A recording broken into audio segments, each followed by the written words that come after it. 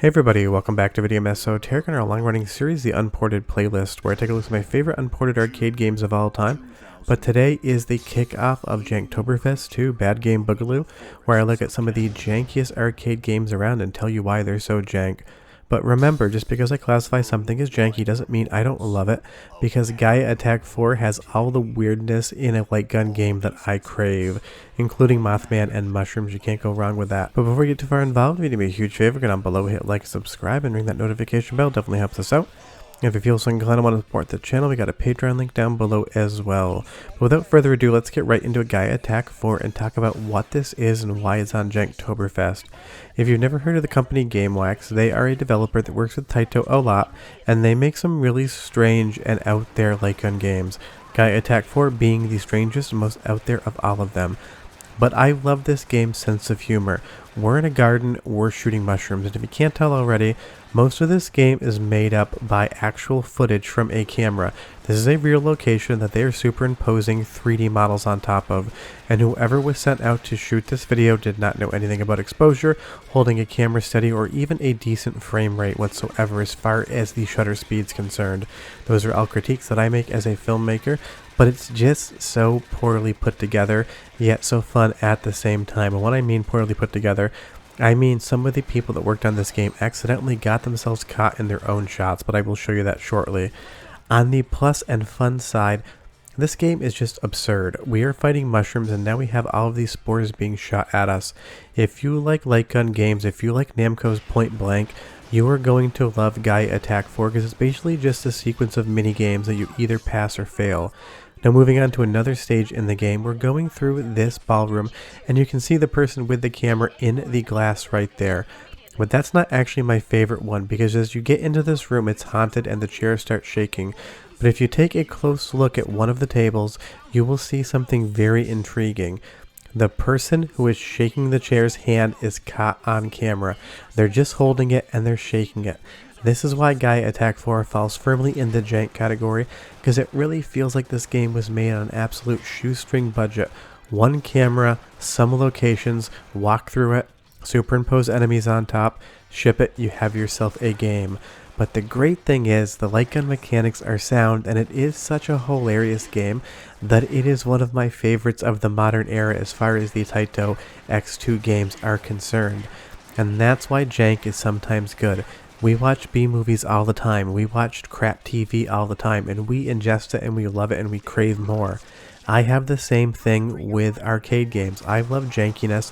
Sometimes it can be even better than a non-janky played it straight game. But as we move on to this next area here, that model comes in and just starts jittering. I don't even know what's going on with the superimposing, and they're just hard cutting without even explaining how you're getting to where you're going. All of the video in this game breaks all the filmmaking rules, and I am not fixing it for Taito and GameWax by doing transitions to make it smoother. But it's just hilarious. This little alien monster here is trying to steal those pastries, and we need to kill 180 of him and his ilk in this stage to proceed. If you take too many losses in stages, you won't see the final stage in that area, and you can't see the final ending of the game. But I don't know what those are, but they are cute. They've got a fun smile on their face, and it makes me happy seeing them. And that is the entire story of Gaia Attack 4. It just makes you happy when you play it, and if you bring a friend, or in this instance 3 friends because it is a 4-player game, you have an absolute blast and a laugh and a half when you're playing this thing. And that's why janky is good. Not everything needs to be high production value, not everything needs to be a 10 out of 10.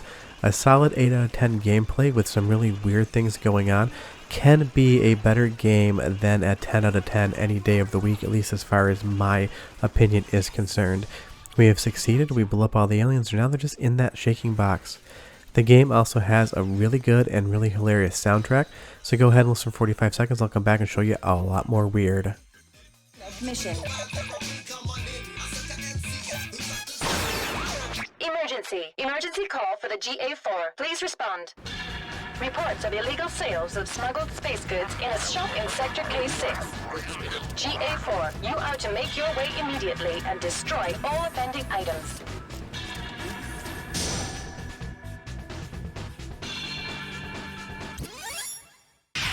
Wow! There are so many! Take it all down!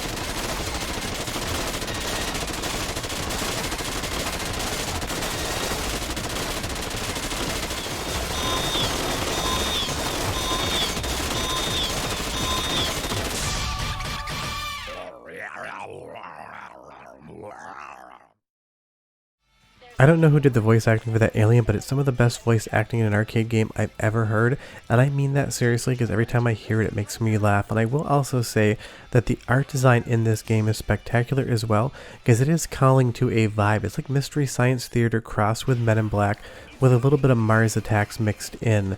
The developers had a sense of humor in the art style, and they made it work for them with all of these weird designs. But just like I mentioned earlier with Point Blank, this is just a collection of minigames, and every single stage is fun. The shooting mechanics are great, and if you like this type of game that gives you this challenge, it's 100% gonna be for you. And some levels do have a full 3D setup, even though there hasn't been much work put into this. It's just one static shot, but not every single thing is going to be using the camera. And I love that there's aliens just stacked inside of those larger aliens.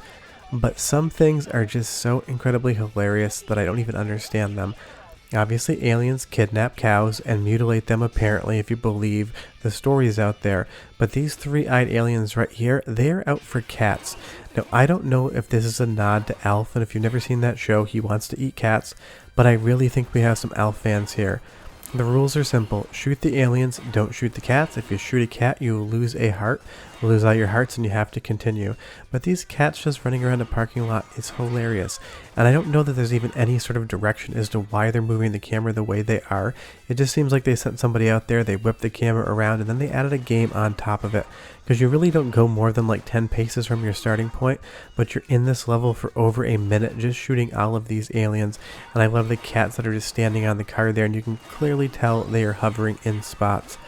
But as we get to the boss, this is even funnier. And this is what I mean when this game is pure jank but also hilarious.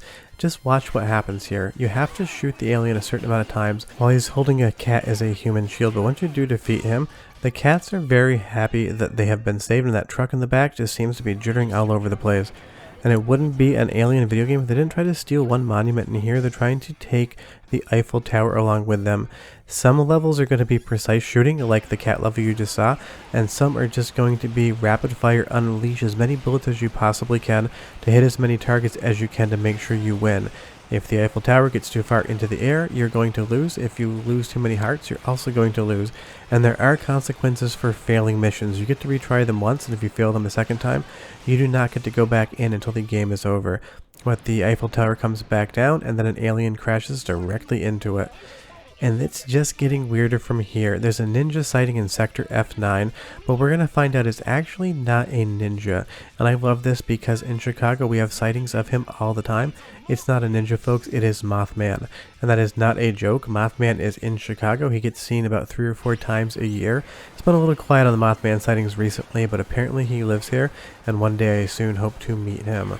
All Mothman jokes aside, just again, how weird is this? Mothman is also a ninja. He has shoryukens, he's got a katana, and he is coming for you. I guess in this instance a lot of he's. Maybe there's some female Mothman mixed in there. I don't know, the game never explains it to me. This game never explains anything to you, and that's what's so much fun. You just get to go in, you get to see how weird it is, and you get to be charmed by the game's absurdity the entire time.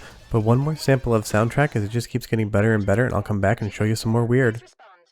Reports of unidentified life forms emerging from meteor crash site. What?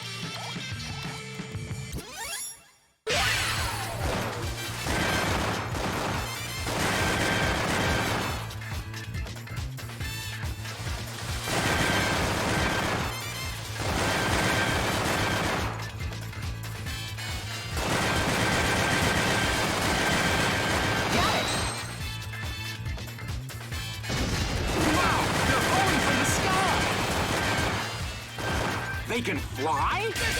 Too many! Such a fun soundtrack, but I love as we get into this SUV that is black and has no spoiler on it. We cut out into the window view, and we have a blue car now, and you will see coming into the left-hand side of the screen, there is a spoiler on this. This is clearly a small hatchback, not an SUV, not a military vehicle, and they definitely didn't hide that, nor did they transition from that model to the actual camera work. And that is why this is just janky. They picked a road, they drove down it, and then they just cut to this scene here. There's no transition, I haven't hard cut this, it's just how it looks when you play the game. But then you get fun things like this giant alien monster in the tunnel, and it looks pretty good. All you need to do to defeat it is to unload your clip on it, and if you bring enough of that machine gun ammo into this level, all you need to do is hold down the trigger and it's basically instantaneous win. And when you win, you're going to go take the body of that alien. 1 week later, you're going to put it on top of your agency sign. It's waving its tail around. It's just so strange, and this game has no real continuity whatsoever. In one level, you're grabbing cats from a parking lot in video. Another level, you are shooting in the woods on video. And then you go to the space station level where you are in a fully 3D modeled environment. It doesn't fit the rest of the game whatsoever, but every once in a while, you're just going to get a level in full 3D. And that's probably just because the developers couldn't take their Handycam with their high 8 tape inside of it and get footage out in outer space. If they were able to, that's probably what they would have done.